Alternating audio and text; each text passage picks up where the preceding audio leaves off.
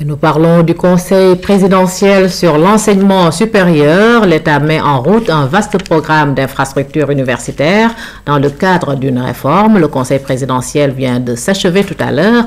À ce propos, écoutons le chef de l'État qui tire ici les enseignements de ces discussions. Le gouvernement a déjà engagé ces derniers mois des réformes structurelles d'envergure. Elles devront se poursuivre conformément aux décisions suivantes.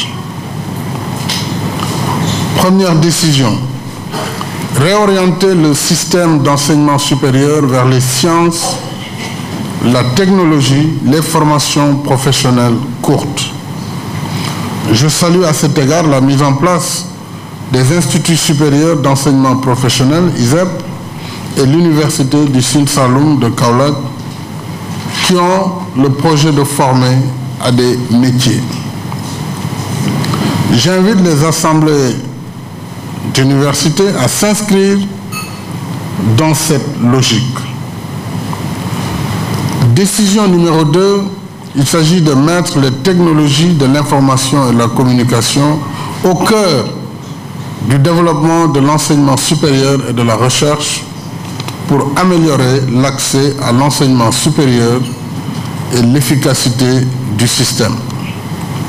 À ce propos, nous nous réjouissons du démarrage prochain des activités de l'Université virtuelle sénégalaise dès janvier 2014, université dont je viens de signer le décret de création.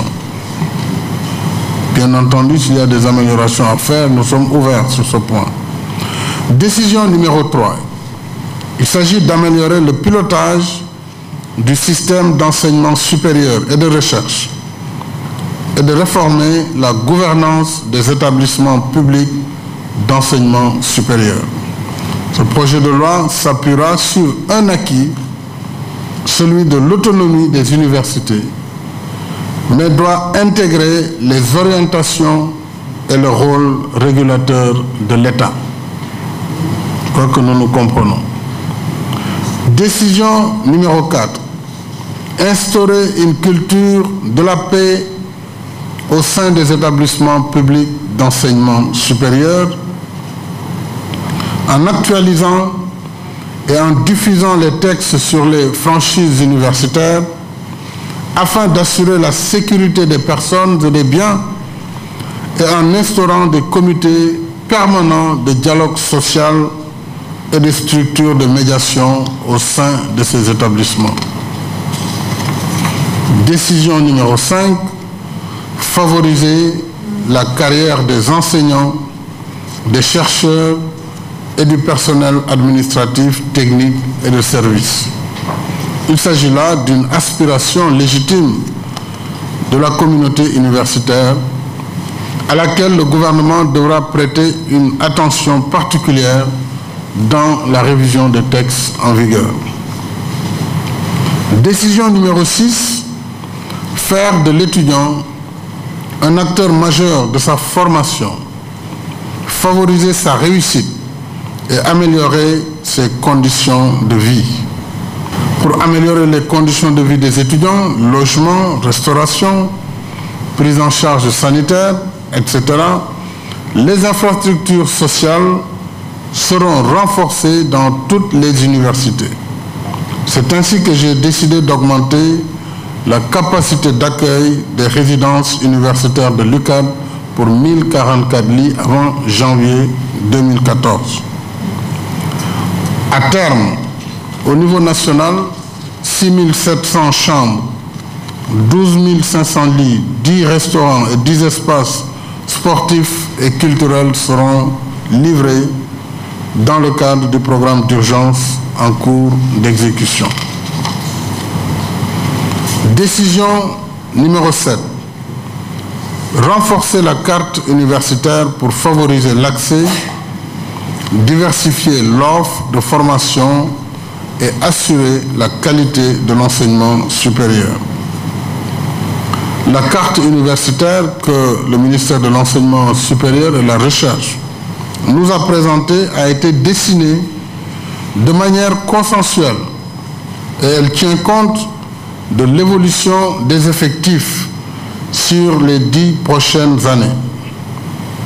Nous veillerons à son respect strict, qui est une condition sine qua non de développement de l'enseignement supérieur dans notre pays.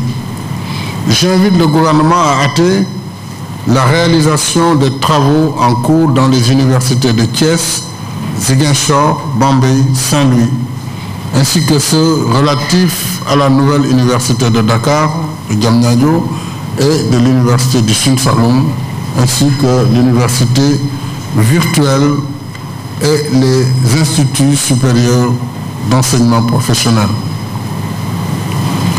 Décision 8, donner un nouvel élan à la recherche et à l'innovation. Nous nous sommes engagés dans un vaste programme d'équipement des laboratoires de recherche qui connaîtra un début d'exécution en 2014. Nous comptons aller plus loin avec l'appui de nos partenaires en mettant en place un fonds national de la recherche et de l'innovation. Décision numéro 9.